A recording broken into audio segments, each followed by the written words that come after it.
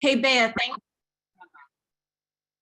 thanks for being here with us, Bea. I know I saw your chat messages, Bea, and it's all good. Yeah, if you could just like help me check attendance, and then the meeting will be recorded anyways, and you already did that. So we're all set. So I really appreciate you covering for Chris and helping. Okay, let's see. Are we at quorum? Ellen, Tara, Robbie, Counselor Jen, Ruth, Joy, Anna, Elizabeth. We sure are. Ben, Russell, Jenny. Yep, we got tons. Okay. So with that in mind, I am going to, oops. Hey, Bea, are you the host or is Anna? Can one of you make me? Yeah, I'll make you the host right now. Yeah. Awesome. Okay. All right, Olive, let's do this. Okay. Yeah. Okay. Is that you calling the meeting to order? You don't have that authority. You're just a baby. So I'll do it. Calling this meeting of the Academic Senate of Santa Barbara City College officially to order. Today is Wednesday, January 19th. The time is now 3:07 p.m. I know that Trisha Matone will be late, and I know that Russell Granger will be leaving early. I'd also like to acknowledge that going back to our intention from last semester and increasing our meeting frequency, I really, really, really want us to be done at 4:59 p.m. today. So if everybody can just keep that in mind as the conversations evolve, that would be really great. Okay. Academic Senate community values. These are values that the Senate created together. We borrowed from others, but also edited heavily ourselves to work with and remind ourselves and hold ourselves accountable to meeting norms. I always like to highlight one at the beginning of each meeting. So I'll highlight number 6 today. Ask ourselves, why am I talking? Why aren't I talking? The WAIT acronym. As individuals, we should be mindful of taking up too much space than others. On the same note, we should empower ourselves to speak up when others are dominating the conversation. Amplify unheard or overlooked voices while being mindful of unnecessary reiterations of previously mentioned points. And I do know, because of my friendship with, for instance, Robbie or Ellen, I know they have felt as though they speak too much in meetings, but I also know that they have tried really hard to sit and wait for others to speak. And then when there's that awkwardness of people not contributing to the conversation, they feel compelled. So they and I have had this conversation many times. And so I want to, again, invite others to the conversation, especially if a point that you're thinking or represents your division or faculty haven't been made yet. All right, Zoom meeting guidelines, other than public comments and invited guests, those that aren't senators can't contribute to the meeting. Senators, you all know the drill by now. You raise your virtual hand in the meeting controls, and then I will call on you and you can unmute yourself. Anyone here for public comments? When we get to that place in the agenda, you can, when I call upon you, you identify you want to give public comment, you can unmute yourself after you've raised your hand. Okay, approval of the agenda and items to be taken out of order. Not necessarily to be taken out of order, but those of you that may have reviewed our agenda since earlier in the day, our item 7.5, presentation for the Back to Campus COVID and Planning, has to be postponed. Vice President, Special Assistant to the President, Joyce Coleman, is very busy this week.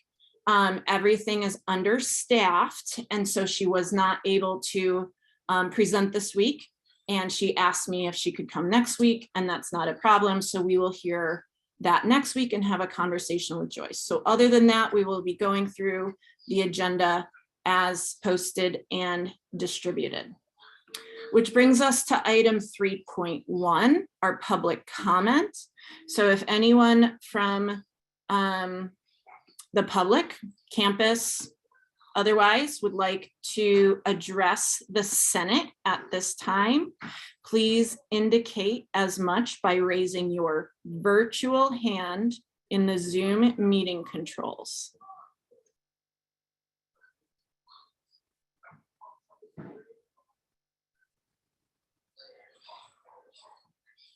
Okay, at this time, I'm seeing no indication for anyone wanting to give public comment.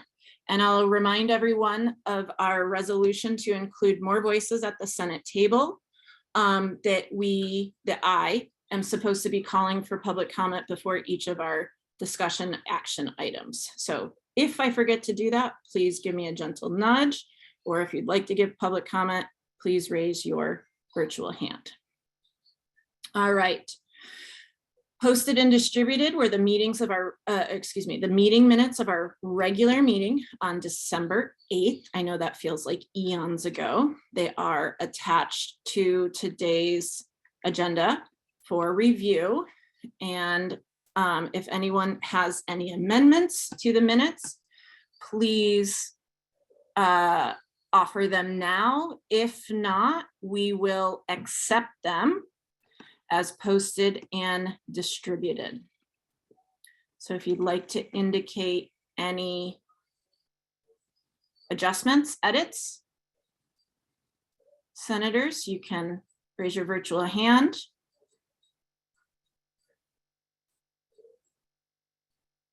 Okay, I'm seeing no virtual hands and I'm hearing no request.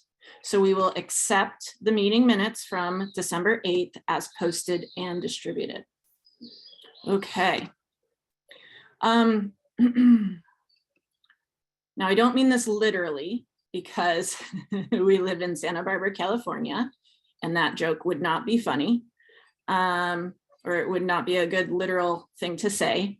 But item 5.1, my president's report, I feel like I've been putting out a lot of fires. So I do not have a written report for you all this week. So I will share my report orally and I will try and be succinct as I do that. So obviously, as we discussed at our previous special meeting, I was heavily involved in conversations with constituency leaders about returning to not returning to campus, but opening up this semester. And I was involved in some decisions and let's say not others, but then we reconvened and then things changed and we all remember that. So that was a big part of my, let's say, winter break and a lot of people's winter breaks. We will be picking up this semester with items like PEC. So remember, I'm sure you all remember, we had that great big program review submission in the fall for all programs, operational, administrative, and student support, academic support, and academic programs. So we're going to kick off PEC this spring by having the pods review those and give feedback to those that submitted it and departments and work there. PEC also needs to have discussions about how we will, what we learned from this year and what future program review looks like, including next year. I have a lot of opinions about that. One of them being that it was a huge, heavy lift this year, and the point of revamping it was supposed to be taking the large program review and breaking it up into chunks over 4 years. So looking at that, thinking about that, I know next year a focus is going to be SLOs and that evaluation in our program review cycle. Also, I am very much in favor, and I have said this in private meetings, and I think I've said this to PEC, but I think I'm going to say this here today. I am very, very much in favor of having the faculty position request go through the program review process. I'll briefly explain why. At the beginning of each year, we have program review that will be announced in August, and then people in departments and all over the college are using their fall semester to get that, let's say, data and narrative written. At the same time, concurrently, there's also a call for request of faculty positions that goes out, which requires different questions and department review and quantitative research. And both are a huge heavy lift. Anyone that has participated in either knows this to be true. And also part of program review should be integrated planning. There are places in program review that are decoupled from the faculty position request process, and yet you are supposed to put that in there, and so on and so forth. So I feel as though we have one moving part, which is program review, another moving part, which is our faculty position request. And I really feel as though that those two things could be folded in together and work much more harmoniously and have different parts of the college come together. That is going to be a cultural and process shift for us all. So we'll see where that lands. I'm just trying to give you guys my vision. Lots of people need to be pulled into that conversation. So we're still far away, but thinking about the feedback I received and others received about the large lift that is program review, and has somebody who has written faculty position requests and taken that process very seriously, I think there's new ways that we can think about this and do this and really, do it better, I think. Not that we're not doing great, just do it better. So that's one thing that's been on my mind that I will be seeing forward this semester. Another one, and it will come to Senate, is going to be perhaps restructuring or large conversations around Senate subcommittees and faculty obligations. So more on that soon, but that's another thing that I was thinking about to be planning for this spring. Another item of interest is that there is a position request for a replacement for Anita Cole. It is going to be a part-time position at 19.5 hours. It's my understanding that HR has posted it already, and I'm really appreciative of that. Bea saying yes, awesome. Really appreciate Bea's help, Christina's help, but they actually have primary responsibilities that aren't the Senate and have been filling in for us this whole time. So it'll be nice to finally have somebody that's in that position. The biggest part for me as Senate president, working with somebody, is going to be document control, Google Docs control, and things like that. And I'm really looking forward to that because I think, I think that I'll be able to get a lot more done once this person has been hired and in place. So hopefully that's the case soon. Obviously, we don't want to engage in nepotism, but if you know anyone and want to share it out so that the solicitation for a person in this position goes out far and wide, and we find a really great person, that would be really helpful. So appreciate that in advance. The last thing I want to talk about, and I certainly don't want to meander on about this too long, is that I do think it's important, although this is not an official, Senate shared governance concept per se, I do think it's important at this point that we acknowledge faculty burnout. Now, there's campus-wide burnout. So I am not trying to say that faculty in particular have more burnout than another body. I certainly don't. I don't want to go there. Administrators, staff, we're all working together, right, to get this ship going in the right direction that is SBCC. That being said, this is the Faculty Senate, and I am the Faculty Academic Senate President, and so I represent faculty in this way. Especially this semester with the pivot to online, and then let's say more of the flexibility and Omicron surging and all of these things, and just being online for 2 years, it's important to acknowledge students that graduated in 2020 have never really had in-person classes. They've never really had the real college experience. It's important to recognize that we are all juggling our not only our home responsibilities, not only our life responsibilities, and trying to create good boundaries, trying to get exercise, trying to eat right, trying not to drink too much, right? I know that there's like drinking issues across the country because of mental health concerns.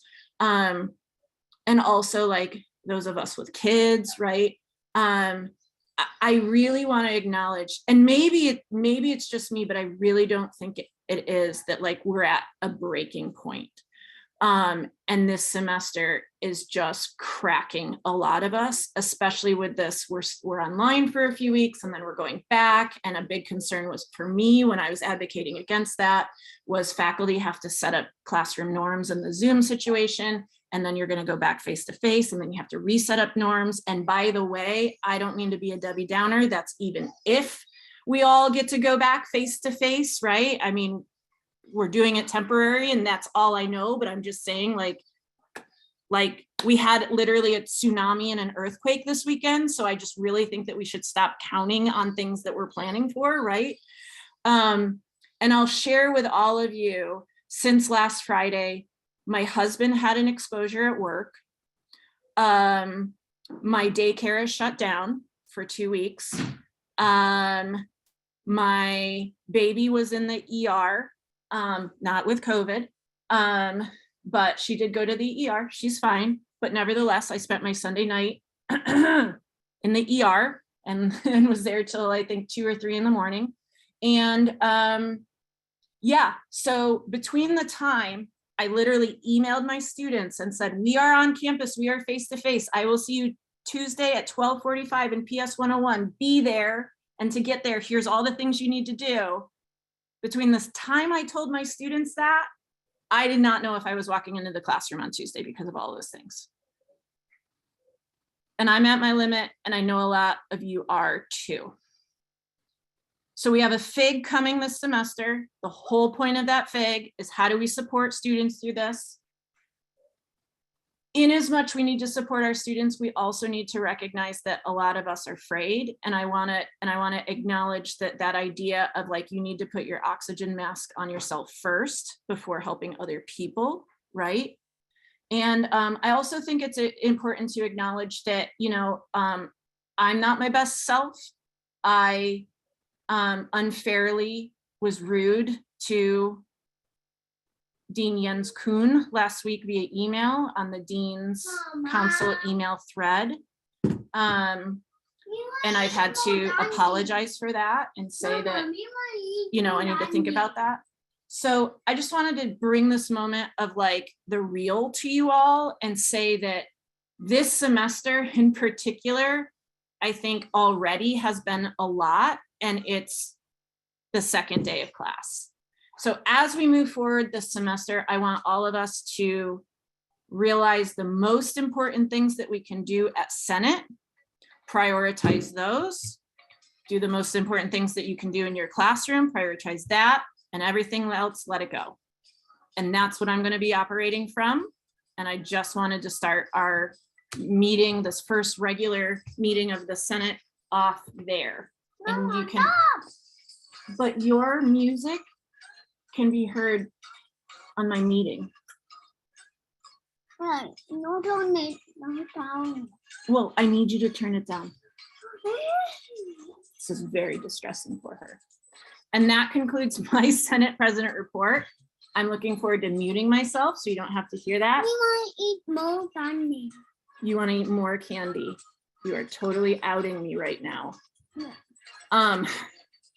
It's the mom that gave her candy right before the meeting. I'm going to mute myself and allow Senate liaisons to give any reports that they'd like to. And if not, you all can just tell me pass.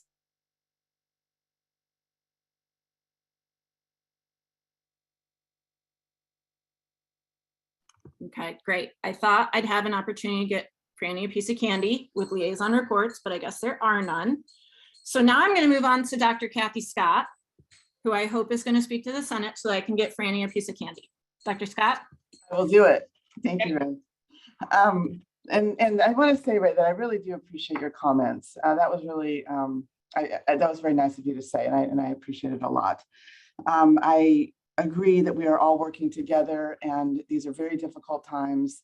And I'm really happy that you said that as well, because we are, there's a lot of people working really, really, really hard, and some of it isn't seen. And just like the prep that the faculty do at home before a semester isn't seen. There's a lot of stuff behind the scenes that, that A&R has been doing. They worked all weekend last weekend. The deans have been working really, really hard. Some of that is not seen. And it's just been difficult for a lot of people. So anyways, I'm happy about that. Okay, and Bea is here, and Bea has been really helpful as well. Thank you, Bea.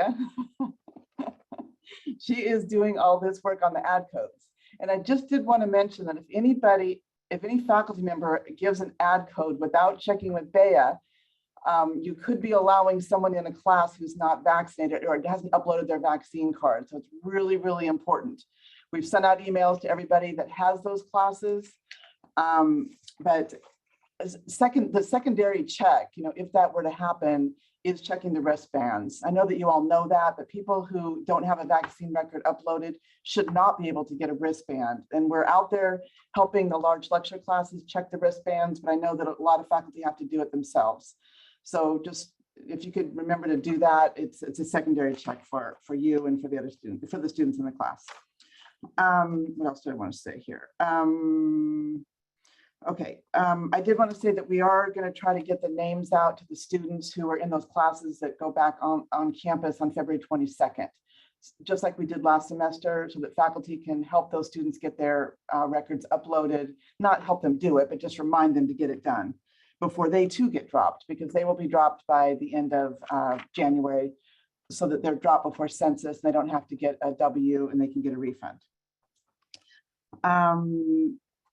I did want to also mention, I just want to again congratulate Justina Bueller and Josh Ramirez for taking on those roles, professional development and distance education respectively.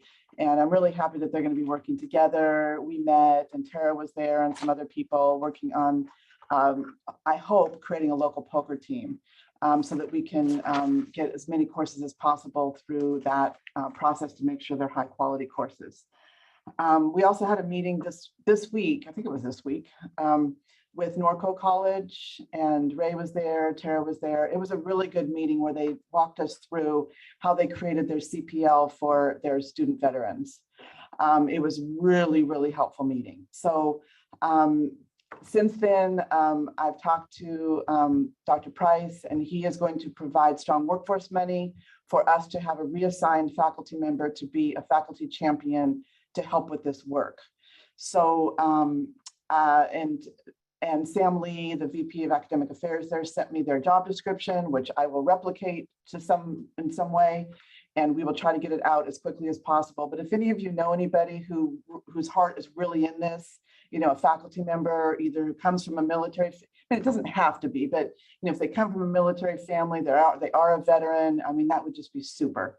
So we really do want to get someone in place to help us with this. And A&R is also going to step up. Liz Giles and of course Paloma and Angelica, they were there, and it was really helpful.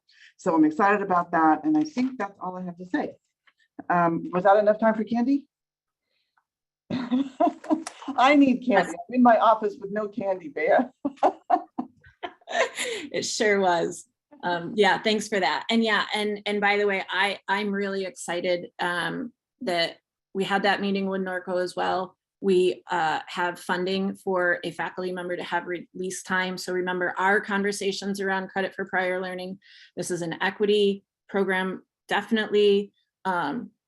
Oftentimes it's people of color and older adults that are returning, trying to change their career path or military. And so I think this is going to be really good work. So you can think of anybody that might be a good champion of this, as Kathy's language was used.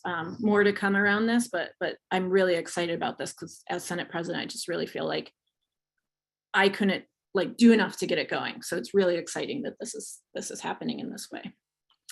All right, well, we are now at 3:30 and we have concluded our communications. We have a timed presentation from our articulation officer, as posted on our agenda, Laura Castro. She is here to share with us the changes in the general education requirements for transfer to UCs and CSUs. So Laura, if you're here and are ready, I will turn it over to you. And Laura, thanks so much for being with us today and elevating this to the Senate so that we're all aware. Do you have anything that you would like to share on the screen, or would you just like to talk with us? Yes, I actually do have a small PowerPoint presentation. So if you could give me access to share my screen, that would be super helpful. You should have it now.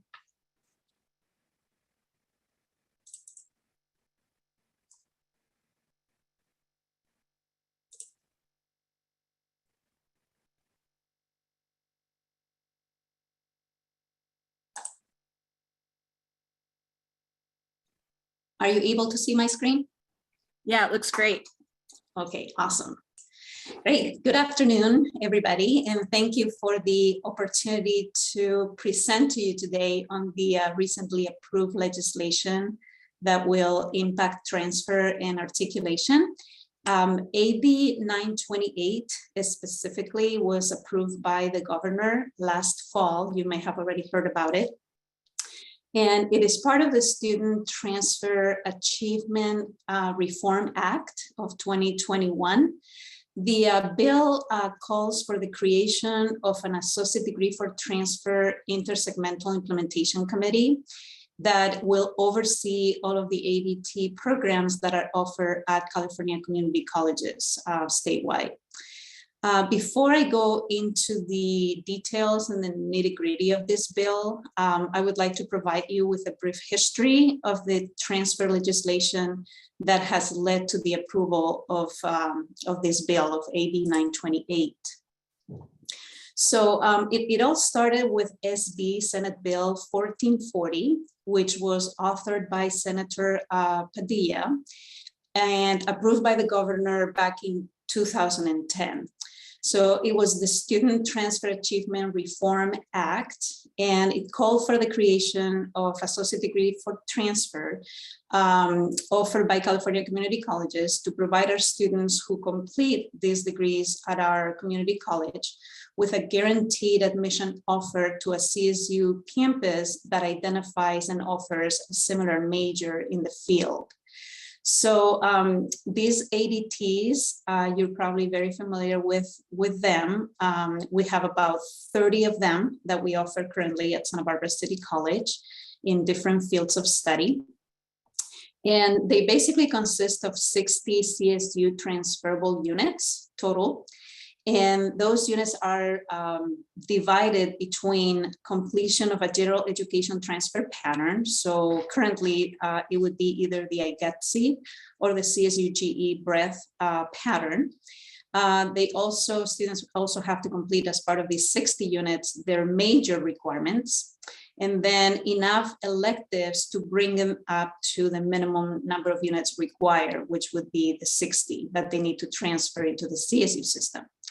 So these ADTs are based on approved transfer model curriculum, which are the templates that outline the requirements for an ADT and are designed by intersegmental discipline faculty for each field of study and vetted throughout the state. So we all have the opportunity to provide feedback on these templates before they are finally approved and published.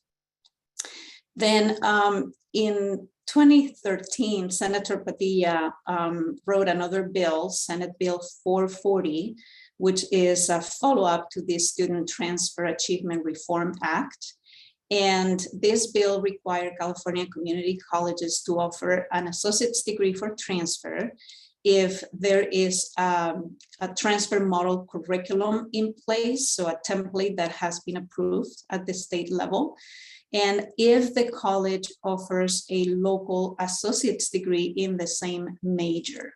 So basically, if there is a template in a specific discipline such as studio arts, and the community college, in this case SBCC, offers an AA degree in art studio, then through this bill, we were required to align our AA degree and create an associate's degree for transfer so that our students could transfer to the CSU system and get that guaranteed offer by completing the associate's degree for transfer.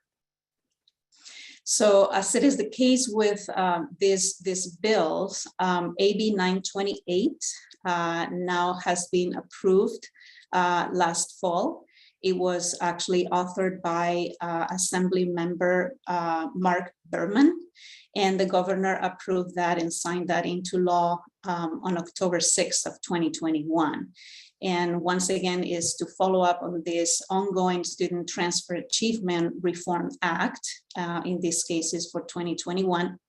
And the bill is calling for the creation of an associate's degree for transfer intersegmental implementation committee.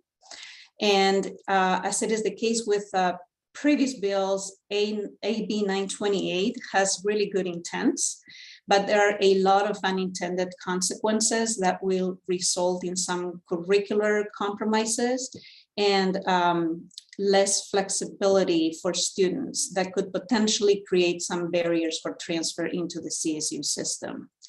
So as you know, the UC system, the UCs cannot be legislated and are not part of the ADT program. And as community colleges and the CSU campuses have worked on this partnership with the ADT, the UC Office of the President has been actively working on aligning the requirements of the different UC campuses for their most popular majors through the UC Pathways project, as well as working toward aligning or attaining some degree of alignment between the UC Pathways and the ADTs through a project that they call the Transfer Alignment Project. And this is really still a work in progress. So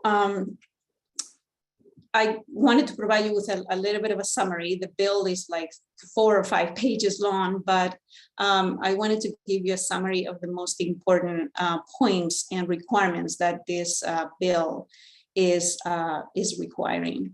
So first of all is, like I mentioned before, the creation of an intersegmental implementation committee that will be overseeing the ADT programs, and that committee will be formed according to the membership that has been outlined by the actual bill, and will be in place until July 1st of 2025.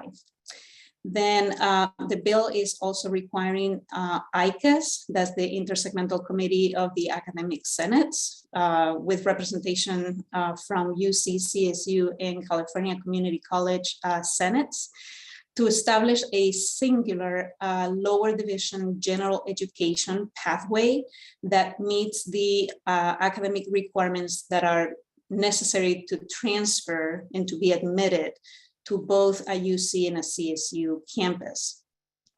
And ICAS needs to come up with this singular lower division GE pathway by May 31st of 2023. The new pattern, the bill specifically stipulates that the new pattern cannot increase the time to degree for students and cannot require additional units than the current, those that are required in the current IGETC pattern. And this new pattern is needs to be implemented in the fall term of the 25-26 academic year. So basically we have about 3 years to kind of figure this out, okay?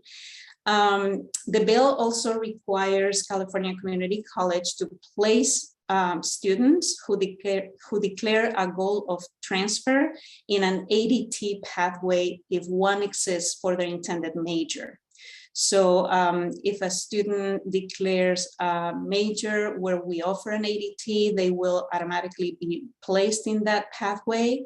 If they have a different goal, or if they want to transfer out of state or to the UC system, the student will have the option to opt out of that pathway and just select a different pathway that matches their intended goal.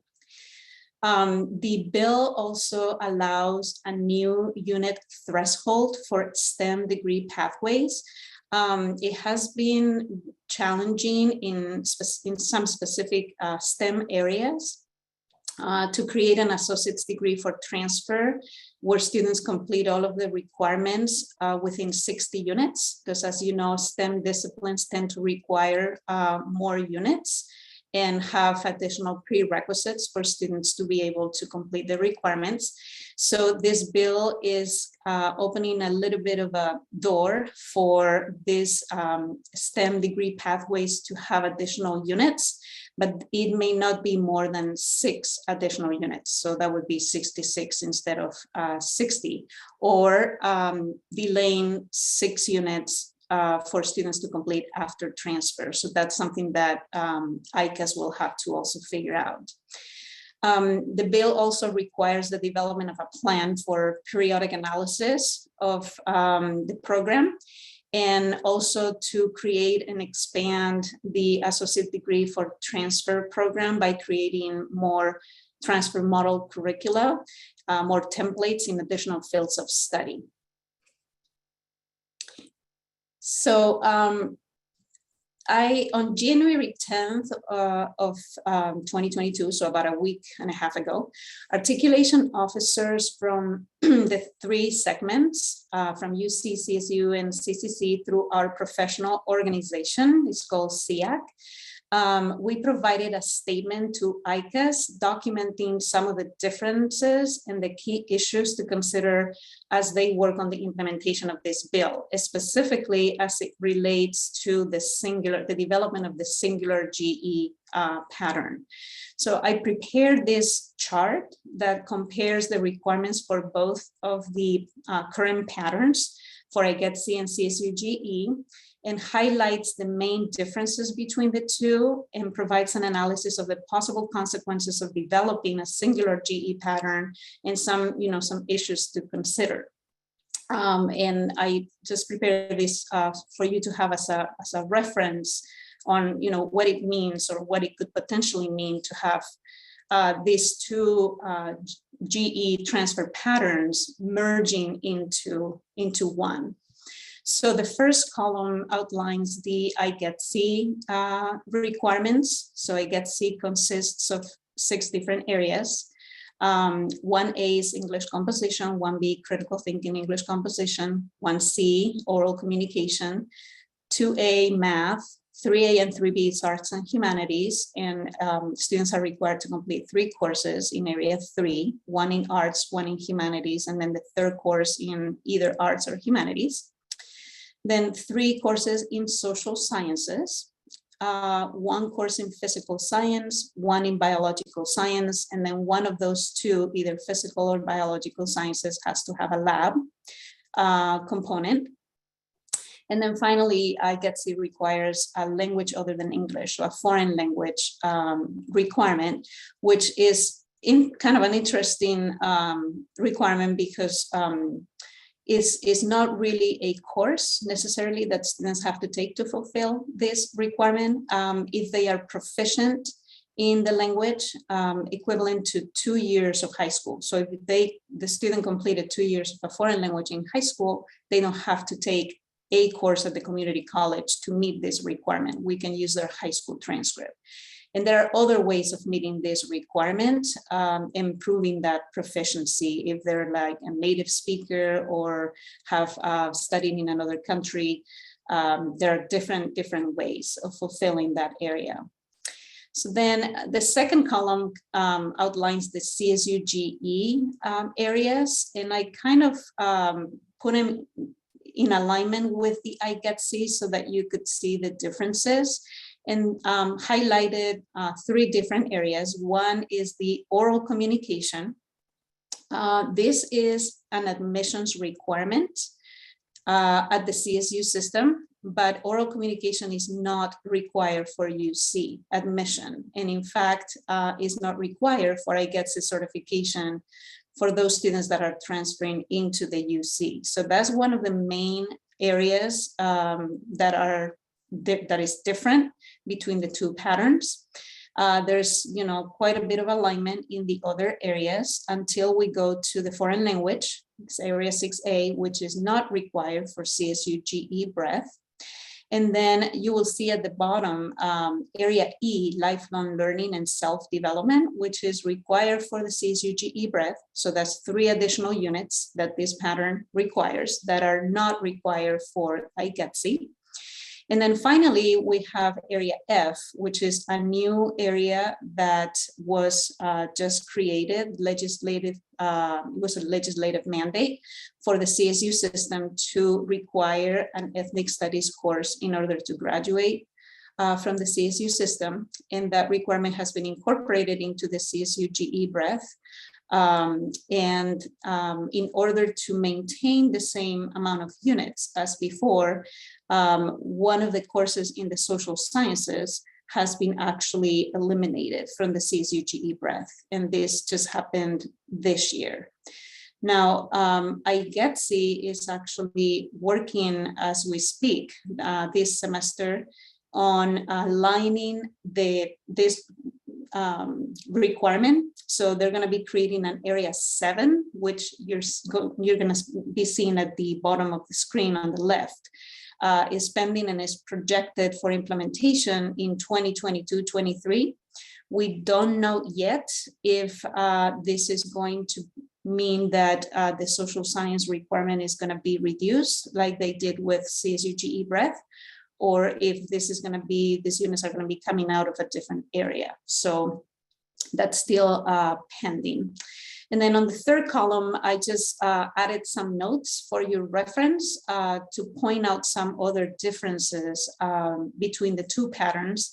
Some of them are very significant and could have an impact on our students' ability to transfer, especially to the CSU system. For example, when we look at the math area, both the UC and the CSUs have a math requirement for admission, but California community colleges offer courses that are approved for the CSU GE breadth pattern, but are not approved for IGETC. So that means that if we're merging these two patterns into one, and we're going with the higher standards, i.e. IGETC, so that the students can meet the requirements to transfer into both, there could be potentially courses that are currently being used by some students to transfer into the CSU system that could be eliminated from their the options for them to fulfill these requirements. So I kind of made notes for each one of those areas about courses that would be kind of impacted and affected by this singular pattern. So there's additional considerations and differences between these two patterns. AB 928, the actual bill, is calling for that single GE pattern with no more units than the current IGETC, but is silent on which version of IGETC. There's an IGETC UC and IGETC CSU version. If we go back to this chart, under the first column for IGETC, the UC version requires the language other than English, area 6A, and it doesn't require oral communication. And the IGETC CSU version requires oral communication, and it doesn't require 6A. So depending on which version of IGETC we're talking about, the IGETC UC is 34 units, and the IGETC CSU version is 37 units. So even though that's not specified in the bill, I've been told that Assemblymember Berman, who was the author of this bill, was consulted on this, and he was advising for 34 units for this single GE pattern. So that will be something that ICAS will take into consideration. The second thing is that IGETC requires a minimum grade of C or better or pass in every course required for every area. So the grading requirement is C or higher for every single one of the courses in IGETC. And these grades are actually higher than those required for the campus-specific general education patterns in place at the UC and CSUGE. Patterns. So what this means is basically a student at UCSB that is following the UCSB general education pattern as a freshman doesn't have to have a C or higher in every GE course that they take at the university. But IGETC is requiring our students to have a C or better or pass on all of those IGETC classes. So the standards are higher for IGETC. And of course, the CSUGE breadth pattern requires a minimum of C- or better in the Golden Four. So the courses that are required in for admission purposes in oral communication, English composition, critical thinking, and math. But the rest of the areas can be completed with a D- or better. So this potentially, by merging these two patterns into one, could be going away, which would present a barrier for a student that, you know, gets a D or a D plus or a D minus in, well, we don't have a minus class grading system, but if they transfer from another school that does, they wouldn't be able to use that if the grading criteria is you know, the one that is followed for IGETC. And then the other thing that's that is important is that CSUGE breadth policy allows courses with unit values below 3 semester units to be certified, and IGETC requires courses to be a minimum of 3 units. So that would mean that some of the courses that could be listed in the CSUGE breadth pattern would not meet the criteria if the singular GE pattern require 3 units like IGETC does. So ICAS is asking for feedback. So the Academic Senate, our Academic Senate statewide, has created an AB 928 portal so that any of us can go in and ask any questions, provide any insight, feedback, concerns, suggestions for them to take into consideration as they work on the implementation of this bill, and more importantly, on this singular GE pattern, which our students will have to follow in order to transfer beginning in 2025. So I know that was a lot of information, so I wanted to give some time and opportunity for questions.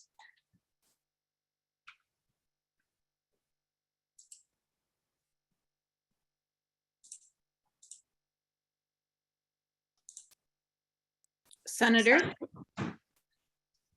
Questions? Let me stop sharing so that I can see everybody's faces. Oh, there we go. Tara? Thank you as always, Laura. You're always so thorough and detailed, but also making it really clear for us. So I appreciate that, because this is a very complicated bill. And I do just want to echo one point that you made during your presentation, and that is, while the bill may have excellent intentions, the impacts could be quite detrimental for our students. And I know at the fall plenary, I mean, folks at the ASCCC were quite concerned about this merging of the two GE patterns, especially for community colleges, because in particular, those courses for the lifelong learning are often courses that really help students be good students, right? They help to develop tools and that we all need, actually, right? And so I know there are those kinds of concerns, and I just want, like, us as a Senate to be mindful of it, because this bill is happening. We don't have that kind of control, but what we can talk about as a Senate is how to support our students. And we'll probably be relying on you a lot, Laura, to help us as well. So thank you for that. Absolutely, yeah, thank you. And I couldn't agree with you more. ASCCC, the Chancellor's Office, both Community College Chancellor's Office and the CSU Chancellor's Office were not in favor of this bill, but it still passed. And now I think that we need to be very proactive and provide a lot of feedback and suggestions and be very engaged and involved with our academic senate so that they can carry our, our ideas and suggestions to the larger conversation with the other segments. So yeah. Kathy, did you have a question? Yeah, am I allowed to ask a question? Okay, all right. It seems to me that the community colleges that are close to a UC and where students really want to go to a UC, and I think of us and I think of Santa Monica in particular, it just seems really unfair, where the student's first choice isn't necessarily a CSU. I'm just wondering, was that discussed at all in this? And how is Santa Monica feeling about this, if you have any idea? Actually, I think the concern that has been, or that I have heard from faculty in general across the state is coming from those disciplines that have courses listed in the lifelong learning and self-development area, which is not a requirement for the UC. And the second area that has been also expressing a lot of concern, and I know that they are very, very active across the state. In fact, I actually attended a meeting with the communication department because they're very, very concerned that since this area is not required for UC admission, it may be one of the areas that gets eliminated so that we can stay within the 34 units, because the CSU GE breadth pattern with oral communication and lifelong learning is a total of 39 units. So if we're supposed to be coming up with a singular GE pattern that adds up to 34, then there needs to be 5 units eliminated from somewhere. It hasn't been determined where, but just because this pattern is supposed to meet the admissions requirements to both the UC and CSU systems, that's where the communication and the lifelong learning discipline areas are the most concerned. So, and like Tara said, I mean, oral communication is such an important skill, right, for our students. So in lifelong learning, same thing. I mean, we have some classes that are required in that area that are really, they help students with self-development, with career choices and making decisions and being a successful college student and taking care of yourself in your health and nutrition. I mean, those are the type of classes that you see in lifelong learning.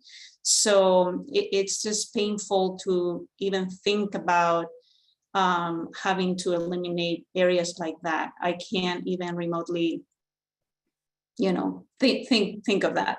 But something has to give, and that's why we should be very, very proactive. Again, providing feedback to ICAS and helping them in making these decisions about implementing this GE pattern. Anna?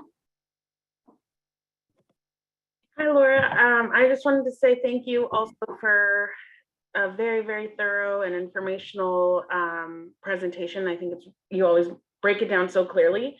I wanted to go back to the piece about the major courses and just make sure that I understood what you meant when you're saying that our local degrees would have to align with the ADT degrees. That means that there would be some pretty significant potentially changes depending on the program, right? Yeah, no, what I meant to say with that, we don't really have to align our local associate's degree to the ADT. Some colleges have actually opted to do that and just eliminate the AA degree altogether. When I've worked with different departments in, creating the ADTs, I have actually advised them to create a separate ADT that aligns with the TMC. So that we have the associate's degree option and the associate degree for transfer option. And the other thing that I have tried to do is to advise them to align the AA degree to the UC requirements, because for those students that are not transferring to the CSU, and that are more interested in going to the UC, they should have an opportunity to also earn an associate's degree in their field of study. And since the UC and the CSU systems are not really aligning, I mean, they've been working really hard toward that goal, but to date that hasn't happened. So we still have UCs with their requirements, and every UC campus, as you know, as a counselor, has different requirements for the major. So that's been really, really tough. So no, we don't have to align the local AA degree to the ADT. We just can create a separate ADT, but we're obligated to create an ADT in a discipline where there's a TMC and we offer the AA. Does that make sense? Yes, okay, so thank you Okay. for clarifying that. Mhm. I'm all for streamlining, but when people put their fingers into things they don't really understand and make rules without consulting the people actually doing the work, this is what it ends up looking like. Good luck Yes. with us working on this in the next couple of years, I guess. Yes, and there's a lot of that going on with, like I outlined before with the history of SB 1440 and all these ADTs. We thought that it was going to be the answer to our, prayers, but there's a lot of nuances, as you know, even with the ADT programs. Some CSU campuses are saying that their degree is not similar to the ADT, so therefore students don't have the opportunity to have access to that major at that particular CSU campus. They have to kind of go with, their second choice, third choice, or even to a place that they didn't even think about, before. So it's definitely not smooth, and there's a lot of work and a lot that can be improved. Awesome. Joy, and then we'll try and wrap up so we can get on with the next item. Joy? Hi, I was taking notes for my division, but can you explain again? I know this is really basic, but the 60 units for a transfer to a UC and then 34 units to a Cal State system. Is that right? And then Actually, the students have to complete 60 transferable units in order to transfer to either UC or CSU. In the case of the UC, they have to be UC transferable. Because not all of the courses that we offer transfer to both UC and CSU.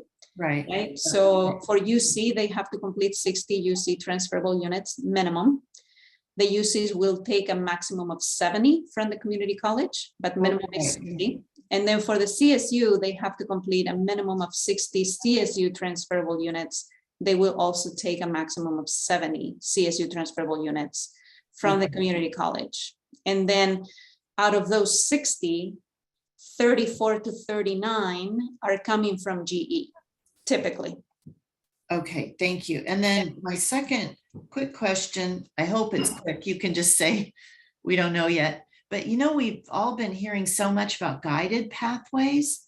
And then you were talking about how students would be declaring a major put on this path. And then is that included in guided pathways, or what do you think is going to happen to all that? Because then you said, they could opt out of the major that they declared and then get on a new pathway, or? Yeah, the bill is intended to be in alignment with all of the efforts that have been happening with guided pathways. Mm-hmm. The reason that students will have the option to opt out is that we don't have an ADT for every field of study, number one. And number two, some students want to transfer to the UC or want to transfer to a California private university or to an out-of-state.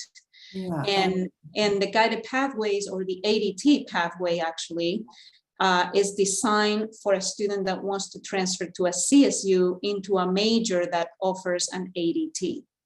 So if they want to do automotive, for example, then they wouldn't be placed into an ADT pathway because we don't have an ADT in automotive. So they would have to choose a different path.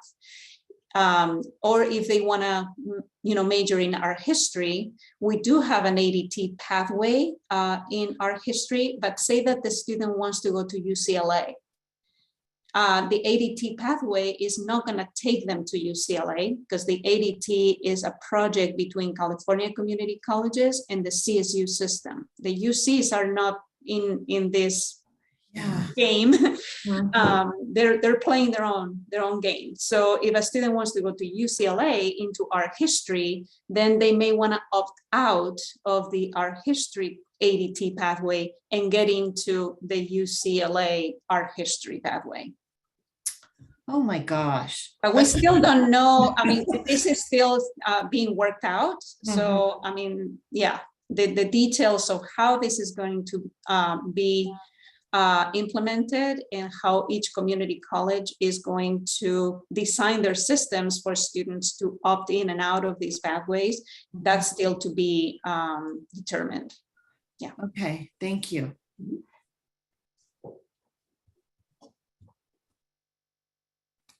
Such good information. You are a wealth of knowledge, Laura. I really appreciate you being here. I suspect we will need to have many more conversations and find a way forward as we support students through this legislation change. So, yeah. I'll be happy to visit anytime. There's other bills that are also at play, but I didn't want to overwhelm everybody with the rest of the bills and everything else that is going on.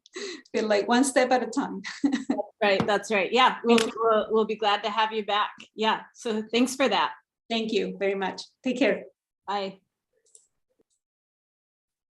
Okay, so returning to our agenda, and I'll come back to that webpage in a moment. We need to go back to item 6.1, our consent agenda. So we only have one item on our consent agenda today. So just remember, the way our consent agenda works is that we typically approve it as a whole. There's only one item. And any items that need discussion, Senate discussion, conversation, needs to be pulled from the consent agenda, and it will be placed at the bottom of the agenda for discussion. So, senators, I would, hold on one second. Hey Siri, stop.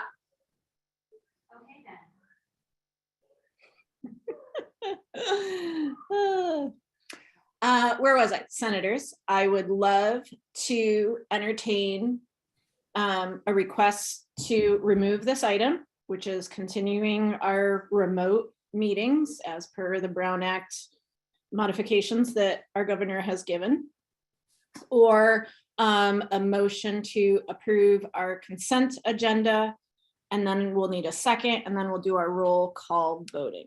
So senators, what say you? I move to approve the consent agenda. Thank you, Ellen. I'll second. Thank you, Robbie. Okay. So we have a motion on the table to approve the consent agenda with one item, which is to continue our remote meetings for the next, I think it's 30 days. Roll call voting. Remember that you can say yes or yay in the affirmative, no or nay to oppose, and then you can abstain, which is counted as a non-vote. Ben Reyes. Yes. Counselor Jen? Yes. Ellen? Yes. Jenny? Yes. Joy? Yes. Dee Dee? Yes. Elizabeth?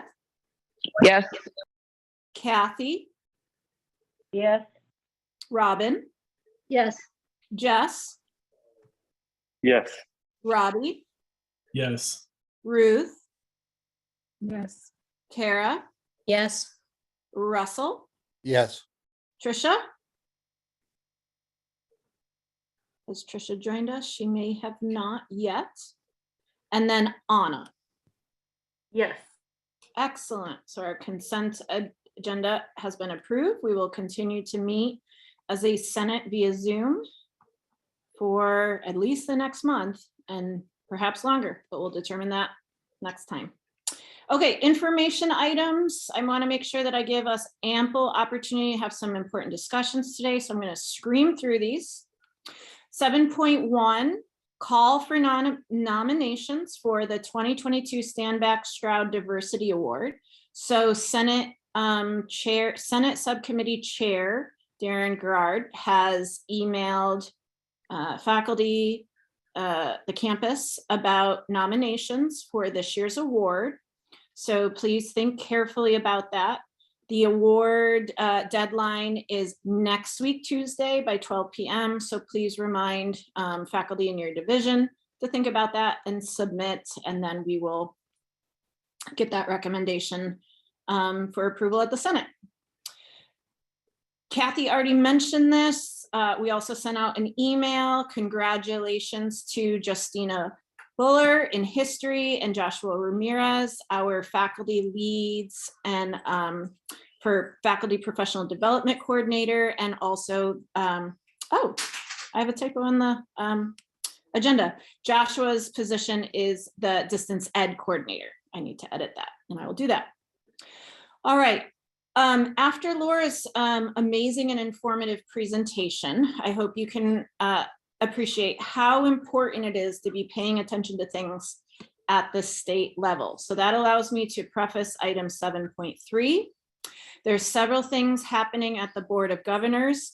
This has been on the information item thing previously, although then it was in the 45-day period. Now we're in the 15-day period of changes to the excused withdrawal and pass, no pass grading options. So please take a look at that. The text, the altered text is there. There's also some links to the Chancellor's Office website where pending regulatory actions are highlighted and shared. So at any time you can visit that link, but here's some information on our agenda. The other one that has a longer timeline, but if you care about campus policing and public safety considerations on campus, please make sure you check out the proposed changes for Title V that are being recommended to the Board of Governors. And should you feel strongly about that, please make sure that you are sharing your concerns and feedback at that state level. And I did share the link to the Chancellor's Office website, and that is how you can find out information about how to give feedback on those. And it's also in the linked PDFs, or excuse me, the attached PDFs to today's agenda. Okay, we already completed item 7.4 as announced at the beginning of the meeting. 7.5 has been postponed until next week. And so now, we're at item 8.1. Senate steering, and I put this at the top of the action items in hope that we can come to a conclusion about it. So Senator Joy Coons brought this to my attention previously. She and I were having emails about for how long do we call positions replacement positions in our faculty position request procedures. And why, like, what do we call a new position? Where are these definitions? I believe Bea and I exchanged some emails about this. Denitris and I exchanged some emails about this. And apparently it does not live in administrative procedure or policy, and that it's just a Senate criteria that has, you know, been developed throughout the years and language that we use for our ranking processes. Now, I already mentioned that I would like to see our ranking processes perhaps be folded into program review, and we're not even at that conversation yet, so more on that later, right? And that needs to go through the proper channels of conversation and change at PEC and other places. But for now, I would like the Senate to decide if we will continue to have departments request faculty positions and have them designated for our consideration separately as a replacement position, and for how long. Currently, we consider replacements for 2 years, or replacement versus new requests, meaning growing the department. Or do we want to abscond these labels entirely and just move forward with, quote, okay, I'll help you with YouTube. Hold on, baby. Candy and YouTube, everyone. My parenting skills are on display. Or if we're going to move forward with just, quote, requests for number of positions, and then if people feel strongly, they can highlight in the narrative that somebody's retiring, and then it can be addressed there in that way. I think Franny was playing with my van keys, and my van is now, the panic is going off. So let me give this to you quickly, and then I'll call on Ruth.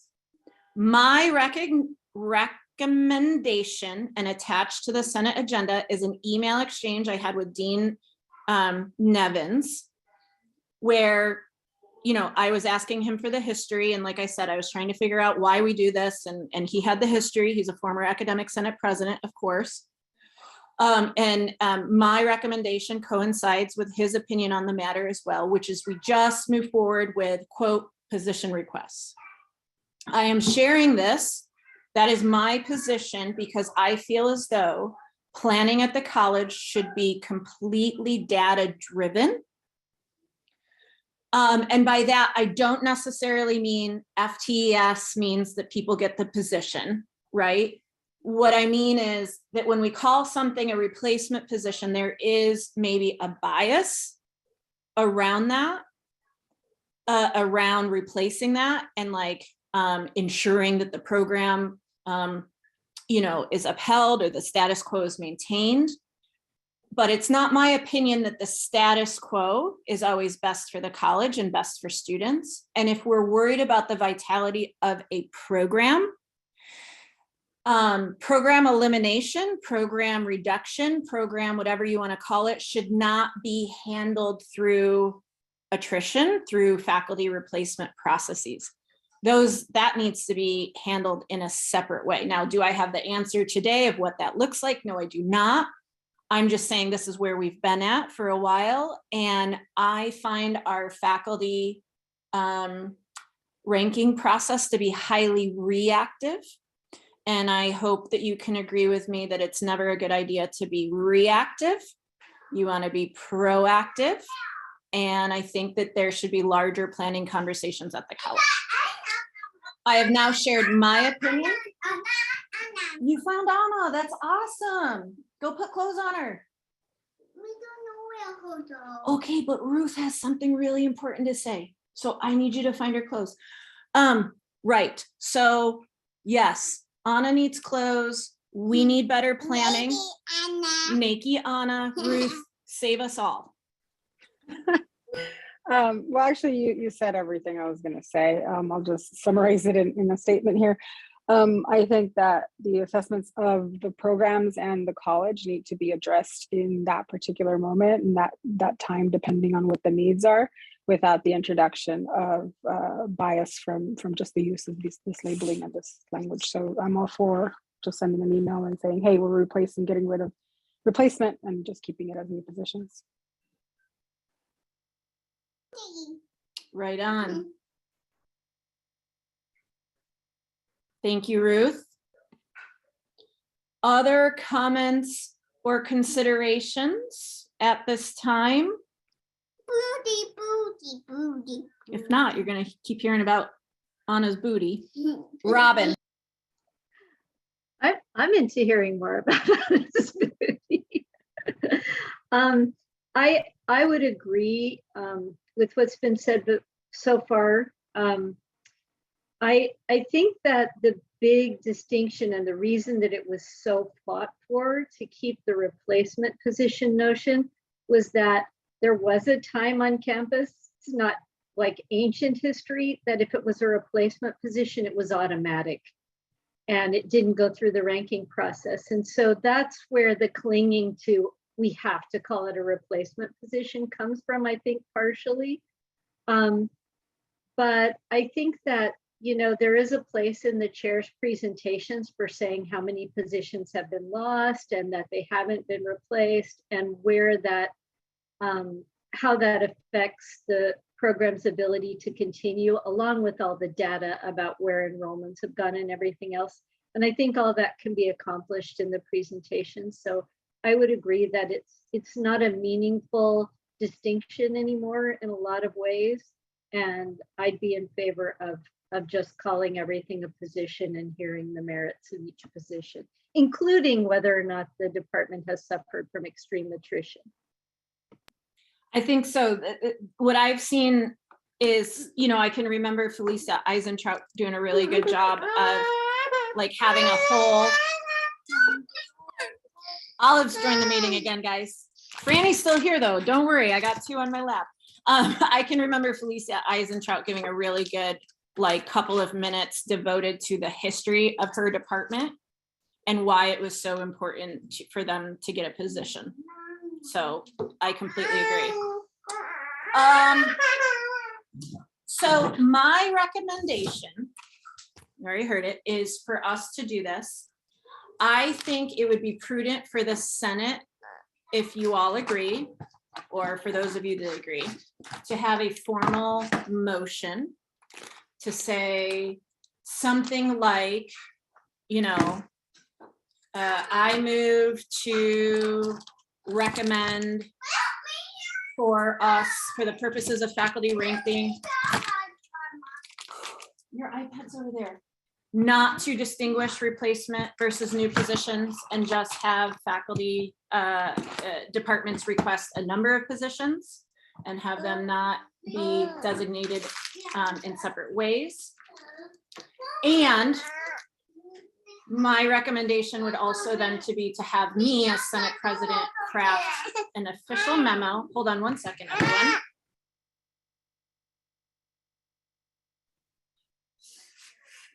Calling my mom for backup.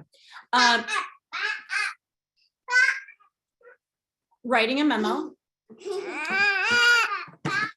to, for instance, the EVP, Dean's Council, the professional administrative assistant to the EVP. That person is Bea, of course, she's here.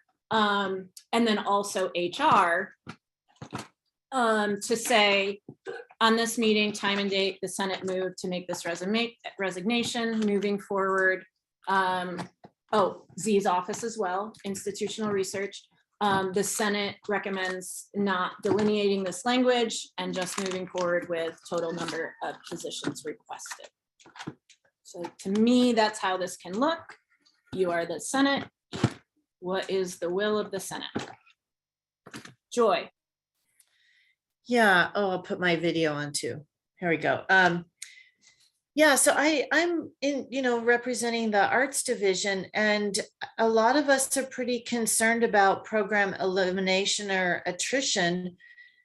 And so I know that's not exactly what you want to talk about right now, but what I'm hearing then is that we're taking everything, sort of stigmas or everything away, and departments can just keep coming year after year and saying, hey, we're down 3 people in our department. Please consider this when you're ranking positions. But it you know, it gets harder and harder to tell the story when there is attrition because there aren't, you know, enough full-time faculty. So I'm just wondering, where is that purview that controls department elimination and the breadth of the college? I remember one thing that didn't sit well with me in Dean Nevin's response I really like the guy and respect him enormously, but you know, I was looking for a little more emphasis in keeping the breadth of the college. I think we get $20 million donations because we have breadth, because we're not a math and English school, you know, so I know that's not our topic right now, but I just want to put it out there as one of my general concerns. And, you know, my colleague, Thomas Larson, art historian, left, and I've asked for replacement twice. And so I guess I'm just hearing that I'll just keep coming back and asking for a position to restore that balance to the art department in terms of bringing bodies through, because we teach the larger lecture classes. So is it everybody's understanding that eliminating these terms, replacement and new position, that it won't endanger or accelerate program replacement? I mean, I take Ramid's point well, because I do think those were the glory days where you could just send a note through that you needed a replacement. So it's not really a question, it's just putting my concerns out there. But thanks for hearing them. I don't know if anybody wants to respond to that. Well, I think maybe I'll start as a response to that. I share your concerns, which is why, and maybe I didn't explain myself well. I am also very concerned about this. I think it is very important that we have a well-balanced, robust college. And that's what, I mean, I think the part perhaps that you and I are disagreeing on is that saving a position can or should happen at the Senate by calling it replacement. But then you gave the example of you requesting a position, its replacement, and yet it's still not getting ranked. So I think whatever we call the labels, I think that we do need to have a larger conversation about strategic planning as a college. I think the Faculty Senate should be heavily involved in that. I think it needs to be linked to our educational master plan. I think it needs to include our equity plan. It needs to include our distance education plan, because to me right now, all of those things feel like bureaucratic reports that get done because we have to, and they get sent away. So that was part of me saying, I think that we can do all of this a lot better. And I think that at the Senate, there is a time to explain the attrition and the effects on the department. And that these worries and concerns can happen.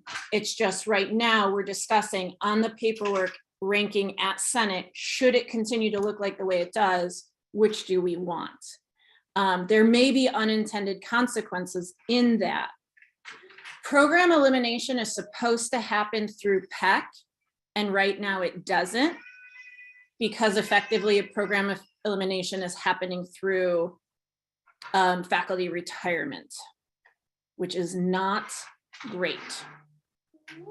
And so I would like to see faculty retirement not necessarily affect ranking, but be part of the college planning stages. And there are venues to do that. For instance, perhaps CPC can have some of these conversations. Or we have an institutional effectiveness committee, right? Or as we do, we love to create committees. Let's make a committee to plan for our academic future at SBCC. Maybe that should be part of the conversation around, I forget what Dr. Murillo called it, but like one of the like, not return to campus, but like work consideration meetings, right? Where it's like, are we gonna go completely remote in the future? We're not. But how do we handle that? And like, what college do we wanna be in the future? And I think if we're gonna try and go out for a bond in the next couple of years, we should get behind this quickly. So I don't know if that helped at all, Joy, but those are some of my thoughts. I share your concern, but for Senate ranking, which is not an idealized process, what do we want to do? And are there unintended consequences? Robin? Yeah, thanks for that, Ray, because I think for me, it really helps to understand what needs to go on beyond just the Senate ranking process. Joy, I would say as a representative of a division that has two smallish departments that have suffered extremely from the two SERPs and from attrition over the last 5 to 7 years. ESL, for example, went from 11.5 full-time faculty to 4, strictly through retirements due to the SERPs. I think there does need to be a bigger conversation about how attrition affects the ability of the full-time faculty to carry a department and address the needs of students. And I know that art has suffered similarly, and there are plenty of programs who have. So I really appreciate the notion that a bigger conversation needs to take place about how retirements do affect the quality and the ability of a program to carry on, even a very needed and necessary program.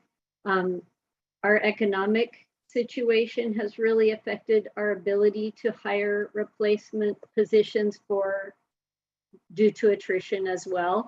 And programs that are smaller and that offer courses that do enrich the college and our programs, but don't directly address IGETC, suffer more in that because we tend to rank the absolutely critical positions and not be able to hire anything else. So like just to stay alive.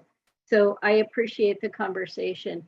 And I do understand that I think it's better to still adjust our ranking process to include all of the information sort of as a blank slate. Thanks for that, Robin. I didn't thank you for your history too. I remember way back when I joined the Senate, we automatically ranked the replacements. Counselor Jen. Yeah, I appreciate that information because at the beginning of the conversation, I definitely was thinking, we could not use the terminology of replacement and new position, but I think that it really does help give the history of a department and providing that information to someone who might be newer to the Senate, so as myself. So even just hearing that, what Robin and Joy mentioned just now, that is enlightening to me because I did not know that. However, it might be just that we stipulate that, just like we said, the replacement needs to be, would send an email and they would be open to replacing that faculty member. But if maybe we still are able to tell the story based on replacing, in Robin's sense, she went from, gosh, what'd you say, 22? No, not that many. I don't remember. 11. 11, okay. 11 to 5? 4. 4, okay. Well, I got all my numbers wrong there. Sorry about that. No worries.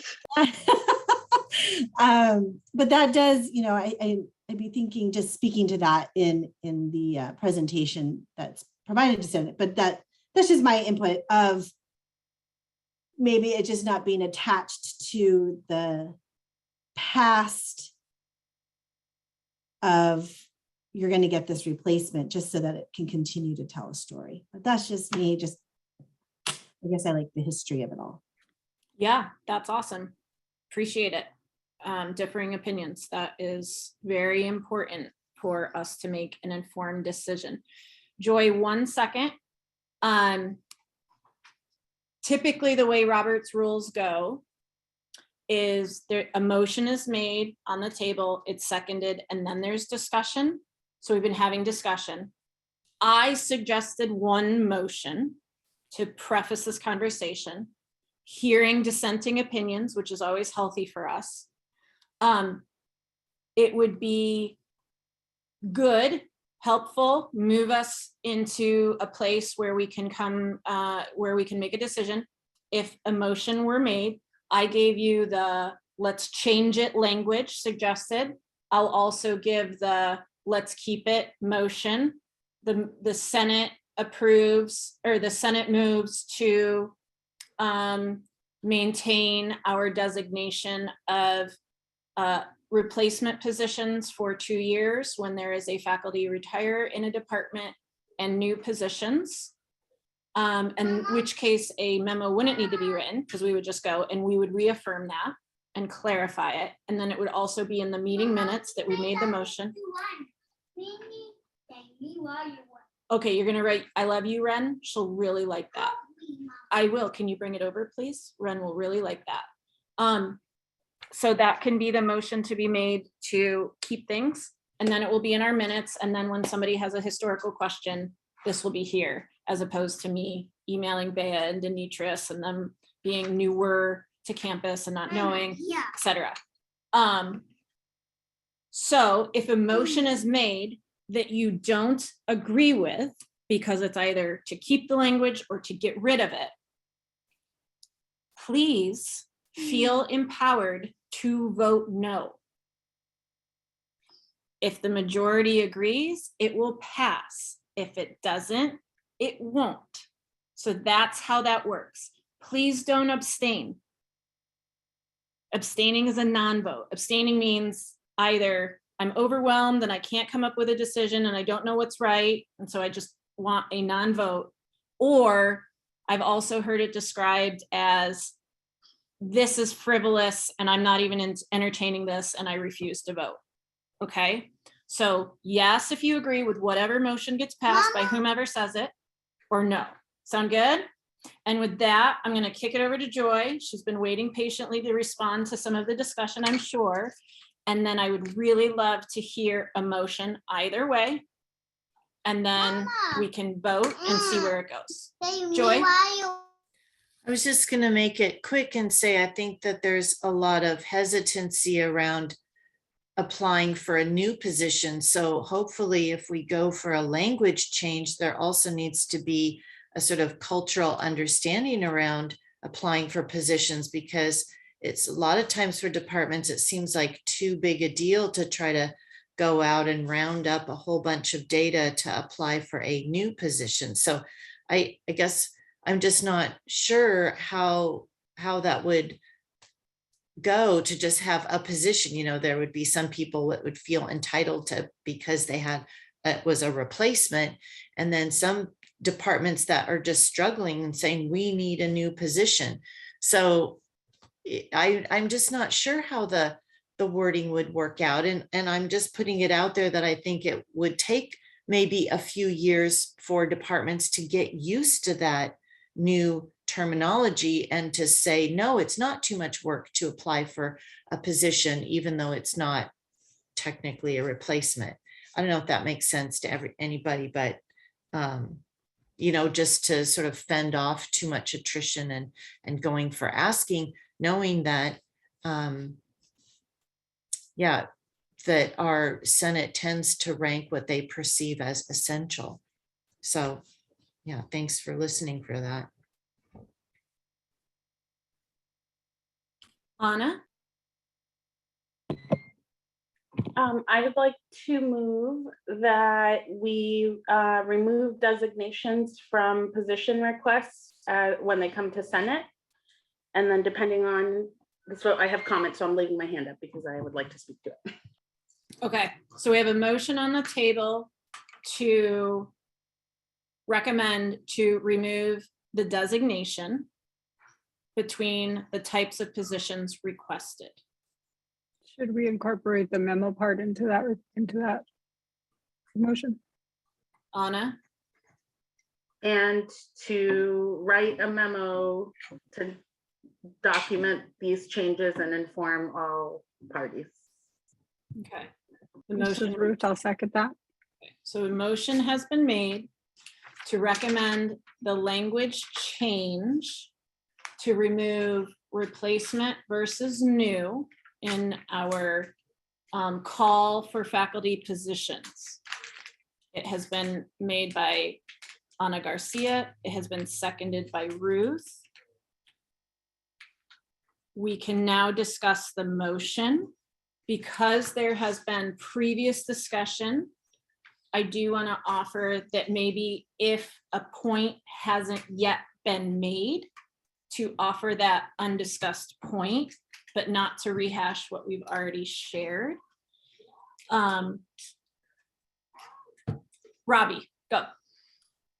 I just wanted to say, I support the motion on the table, and I wanted to say that it will come out in the presentation whether or not it's a replacement position, and whether or not there's going to be elimination of anything by attrition. So we will know that even if it's not in the title.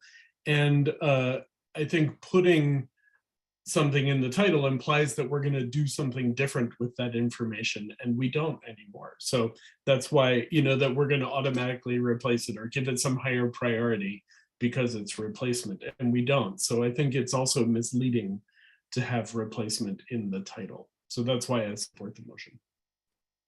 Okay, points that haven't been made yet. Thanks, Robbie. Ruth. I think we need to keep the language kind of balanced. So I'll give you an example of something that would have to be incorporated in the narrative because it wouldn't have an opportunity to be in the labeling.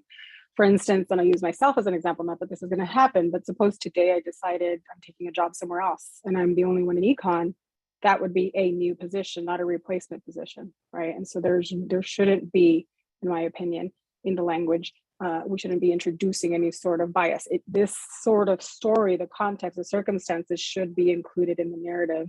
And as far as the work that it takes to bring a request forward, that work is the same whether it's a new position or it's a replacement position. Mommy, you beat me up today, Mama. Anna? I was just gonna basically say the same thing. I don't think our process changes as much, and the designation was only attached, I guess, for a new position, and then for retirement, it was just the 2 years, right? So after that, then it becomes a new position and it gets deemed that again.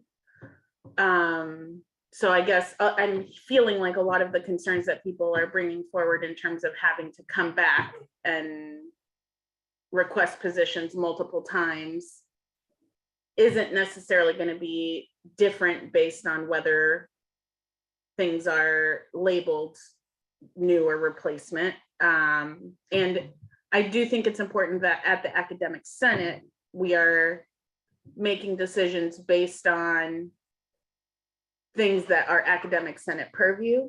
And then the discussion that I think has been had in this space needs to happen and is critical, but I'm not sure that it's Senate where that needs to happen.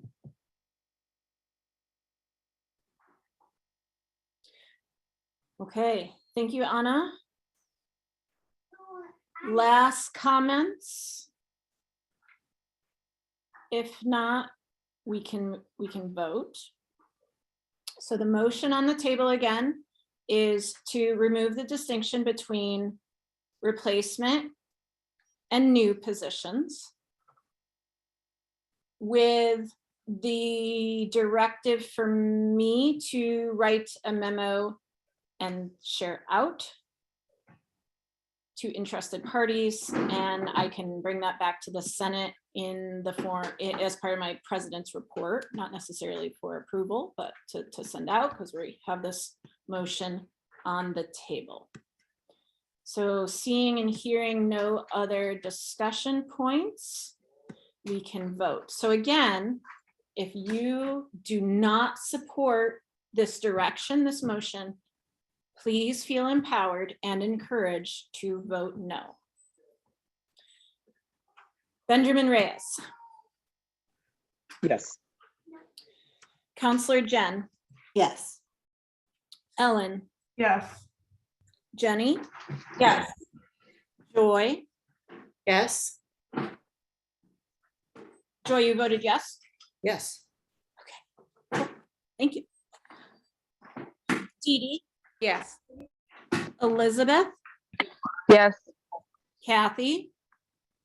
Yes. Robin. Yes. Jess, Yes. Robbie, Yes. Ruth, Yes. Tara, Yes. Russell, are you there or did you leave us? Russell Granger. You left. Sorry, it wasn't unmuting. Yes and yes.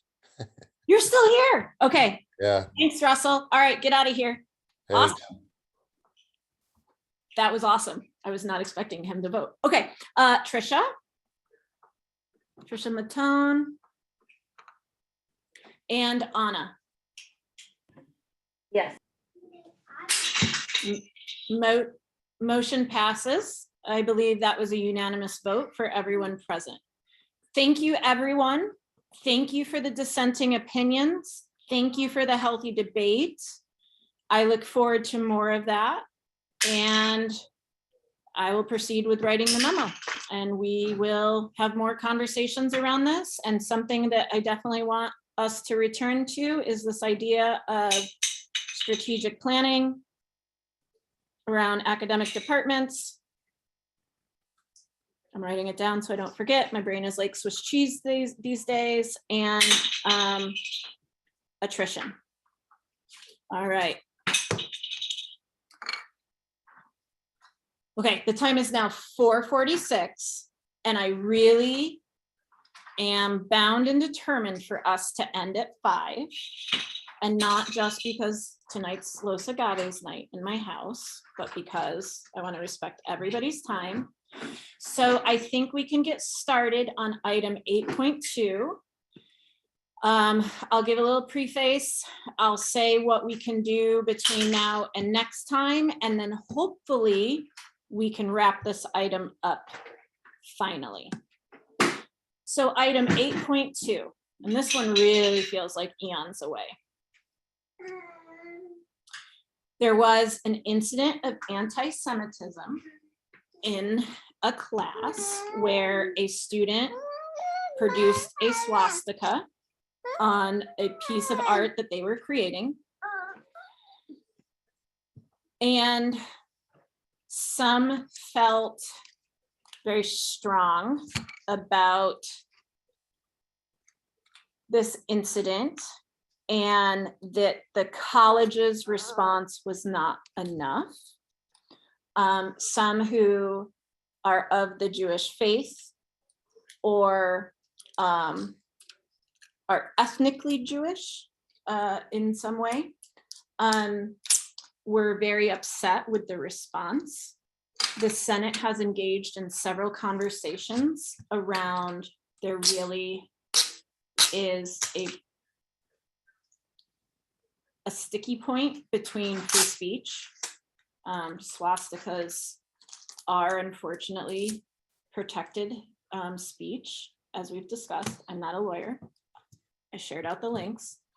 And that depending on, you know, if another incident happened or this incident happened, if it was handled in a different way, if that student was, if any student is reprimanded in certain ways, faces punishment, it would be opening up for us for a lawsuit. There are countless examples of this across the country. And one of my biggest worries as somebody who could be labeled that meme of a social justice warrior or easily triggered or whatever, other labels.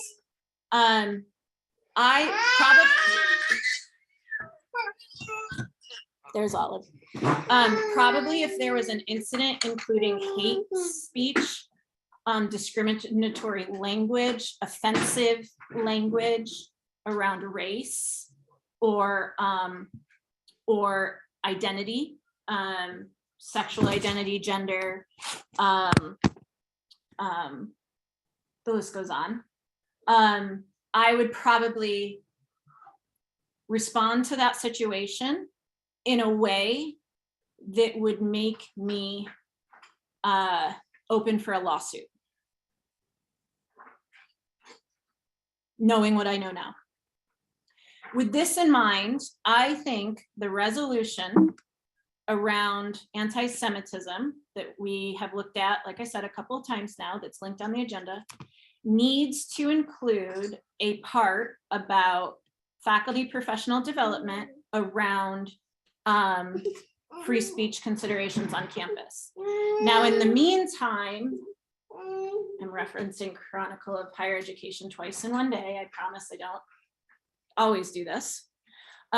There is a free webinar hosted by the Chronicle of Higher Education, Students and Freedom of Expression on Campus.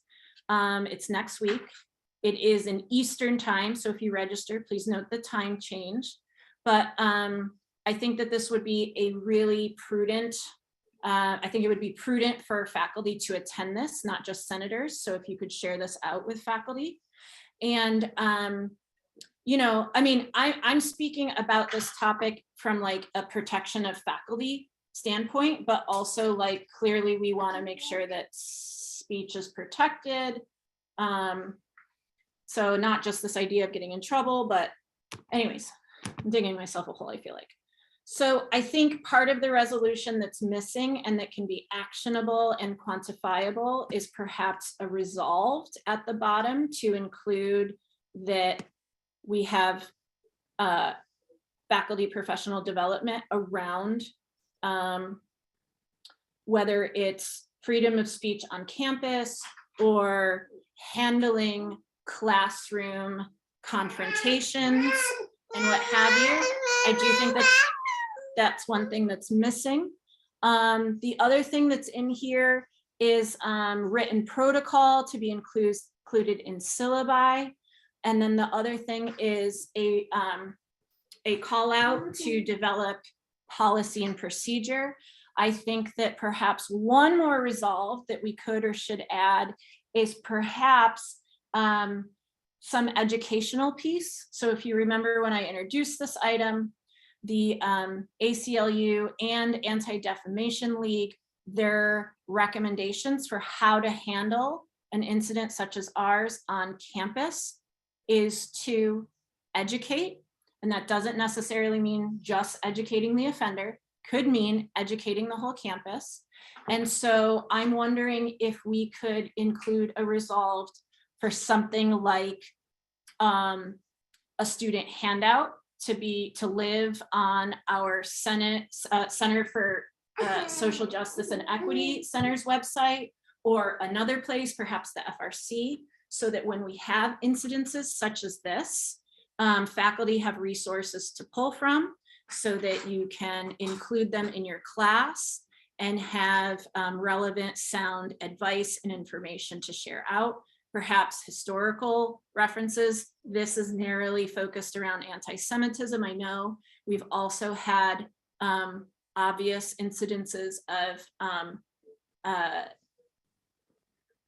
offensive language against Black and African American people on campus. We have, we have our incidences to draw upon.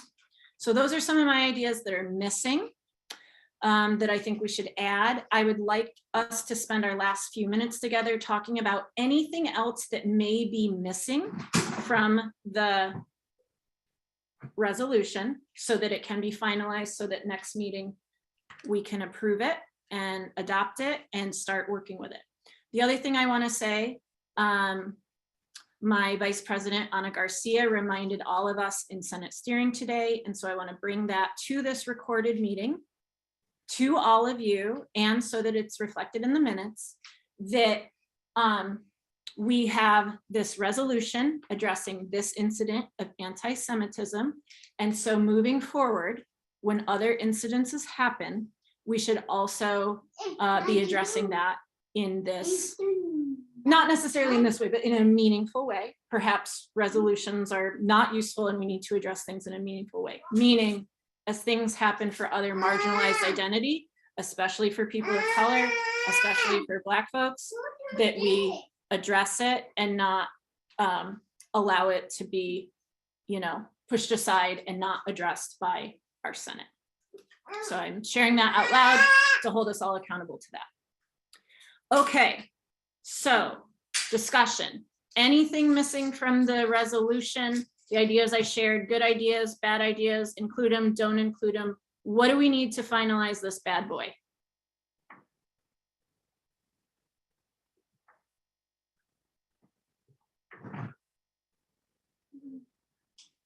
Here we go. Here we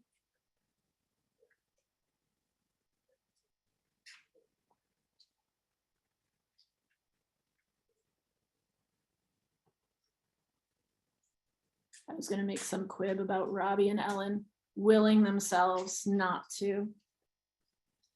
Robbie, I tried so hard to stay quiet. I really like the idea of a resource where faculty could go to, like perhaps at the FRC, to for resources that help them to navigate things like this. Because it was news to me that a swastika is protected speech. I did not know that. So I like that idea, and I like the proactive and the professional development ideas that you mentioned. yeah, my husband pointed out how silly and not smart I am, that I thought I could throw a student out of my class for doing XYZ. He may have started a sentence with, "This is what's wrong with you academics." So yeah, clearly we all need to lean into this a bit. Daddy's so silly. He makes fun of all of us. They open here. So any last words? You guys aren't gonna let Robbie Fisher get the last word on this, are you? Yes, Tara. I couldn't let him have the last word. No. I also want to echo that I'm in support of a resolve to be added about a student handout. Particularly, we talked about how students often may see or hear something and not know how to report it or what to do. And so that handout would demystify that process. So I'm in support of adding that resolved as well.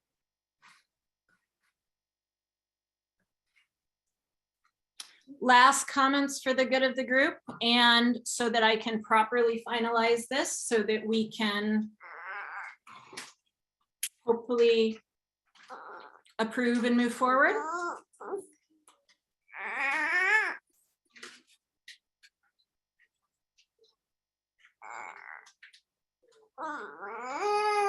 Okay, if not, I'd love a motion to adjourn 2 minutes early tonight.